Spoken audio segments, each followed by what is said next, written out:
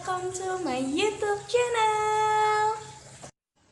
Jangan lupa subscribe dan tekan tombol loncengnya.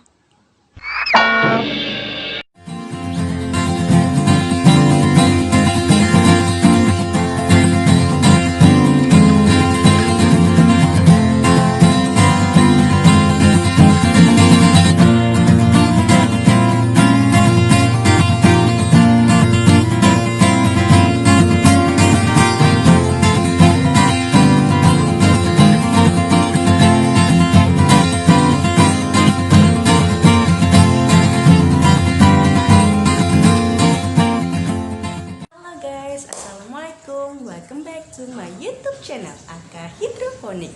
Nah, kali ini aku mau kasih sharing tentang kelebihan dan kekurangan dari sistem NFT pada hidroponik. Jadi stay tune terus ya. Nah, pada sistem NFT ini, sistem ini juga punya kelebihan dan kekurangan sama dengan video sebelumnya, yaitu tentang sistem Wake. Nah, kali ini aku mau ngebahas tentang sistem NFT.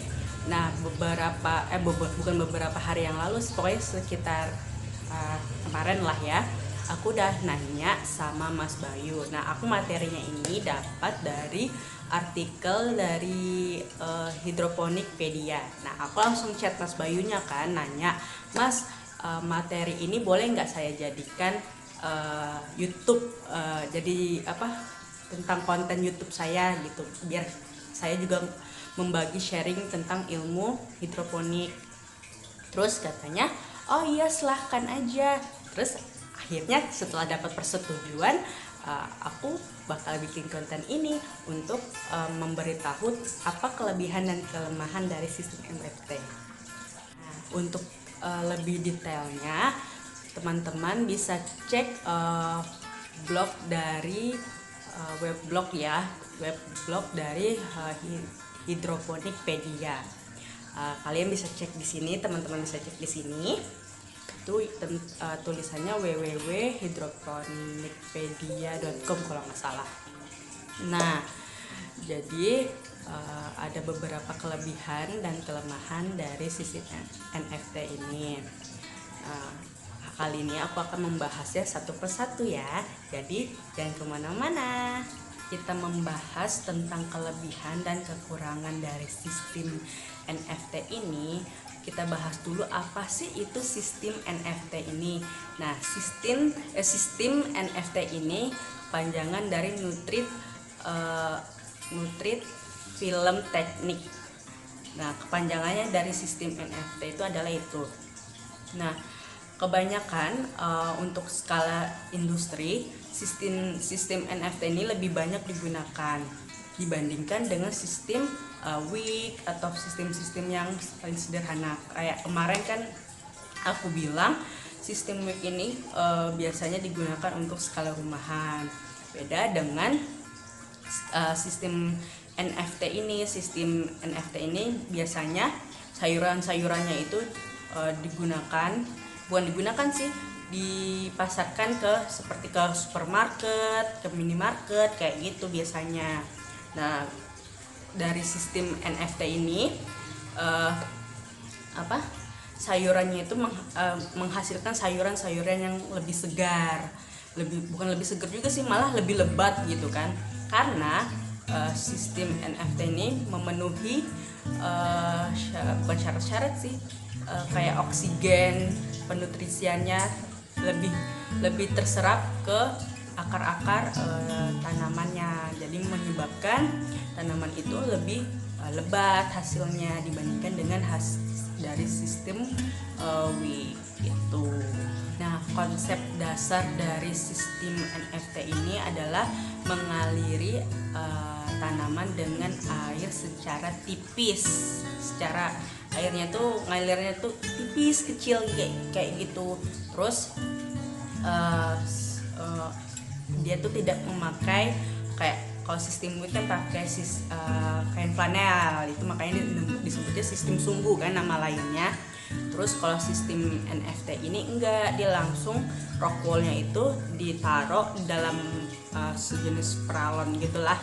terus ditaruh di sana. Nah, air itu langsung dialiri di sana dan menyebabkan akar dari tanaman tersebut memperoleh oksigen dan nutrisi yang tercukupi. Untuk skemanya tentang sistem NFT ini bisa teman-teman lihat di gambar ini. Nah, di gambar ini dijelaskan bahwa netpot langsung menyentuh dasar guli dan talang sehingga akar atau media tanam langsung teraliri oleh air nutrisi. Nah, di gambar ini juga guli atau talangnya ini dipasang miring kan ya, agar air nutrisinya itu bisa mengalir secara terus-menerus tanpa ada genangan di dalam gulinya. Nah, kemiringan dari si talangnya ini biasanya antara 5 atau sampai 10 derajat. Nah, terus dari gambar ini juga air nutrisi dalam sistem NFT ini dialirkan secara terus-menerus secara tipis dan tidak ada genangan air di dalam talangnya, dan ini adalah yang membedakan antara sistem hidroponik yang lainnya. Seperti yang sudah dijelaskan tadi bahwa sistem NFT ini lebih banyak digunakan untuk perkebunan yang berskala besar atau berskala industri. Nah, dari sistem NFT ini ada beberapa kelebihannya. Yang pertama adalah pertumbuhan tanaman lebih cepat dibandingkan dengan sistem lain. Nah, kenapa seperti itu? Karena sistem NFT ini dia memenuhi kecukupan tentang dari untuk oksigennya, untuk penutrisiannya, terus dari apalagi ya, airnya, karena airnya itu selalu mengalir kan, maka perkembangannya itu lebih cepat daripada sistem-sistem yang lainnya. Nah, yang kedua adalah sangat mudah untuk mengontrol keadaan nutrisinya. Nah, biasanya aku lihat di video-video orang yang lain tentang yang sudah di video-video channel-channel orang yang lain gitu kan, tentang yang mempunyai sistem NFT ini, mereka biasanya meletakkan air nutrisinya ini di dalam toren yang besar, biasanya seperti itu. Nah, jadi mereka bisa mengontrolnya lebih mudah di sana. Jadi dari toren besar itu biasanya mereka aliri ke ke guli atau talang itu, ke talang yang tempat penyimpanan sih, tempat untuk meletakkan tanaman-tanaman itu. Ketiga adalah resiko pengendapan kotoran di dalam gulinya sangat sedikit. Jadi kan karena airnya mengalir kayak endapan-endapan pada air ini, resikonya lebih sedikit gitu dibandingkan dengan sistem WIC. Kayak sistem WIC itu kadang tiap hari itu aku harus mengkocok-kocok dulu, bukan ngocok sih, mengaduk-aduk gitu airnya, biar endapannya itu nggak mengendap di sana, mengendap di satu tempat aja gitu.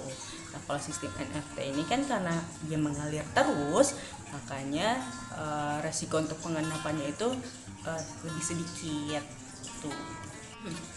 Nah, kelebihan yang keempat adalah pertumbuhan pertumbuhan pada tanaman ini bisa berseragam. Jadi bisa seperti yang aku bilang sebelumnya. Jadi tanaman ini bisa bertumbuh lebat karena asupan nutrisi dan oksigennya itu sangat-sangat tercukupi. Tadi itu adalah penjelasan tentang kelebihan dari sistem NFT. Nah, kali ini aku membahas tentang kekurangannya lagi. Nah, ada beberapa kekurangan dari sistem NFT ini. Yang pertama itu adalah sistem NFT ini sangat bergantung dengan yang namanya listrik. Ya, listrik. Jadi 24 jam mungkin dia harus tergantung dengan listrik kayak gitu kan. Pernah satu tahun yang lalu ya Nah, sejawa Bali itu mati lampu, ya kan, mati lampu sampai 30 jam. Nah, itu aku nggak tahu gimana keadaannya yang punya sistem NFT ini. Pasti sayurannya pasti pada layu kan ya, dan mungkin ada yang rugi atas kejadian seperti itu. Makanya itu salah satu kelemahan dari sistem NFT. Nah, yang kedua adalah penyebaran penyakit yang disebabkan oleh jamur pada air akan sangat cepat. Jadi air nutrisi yang disirkulasi akan membawa serta menyebarkan jamur ke masing-masing tanaman dengan cepat. Jadi ketika salah satu terkena jamur akan menular ke tanaman yang lainnya juga. Tuh.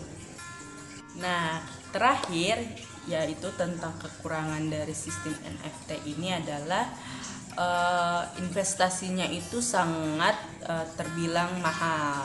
Beda ya dengan sistem WIG gitu kan. Sistem WIG bisa dipakai dengan botol bekas, baki atau deterjen bekas. Nah, kalau sistem NFT ini dia harus punya lahan yang besar, terus talangnya ini bermeter-meter panjang gitu kan, pasti memerlukan investasi yang besar juga gitu.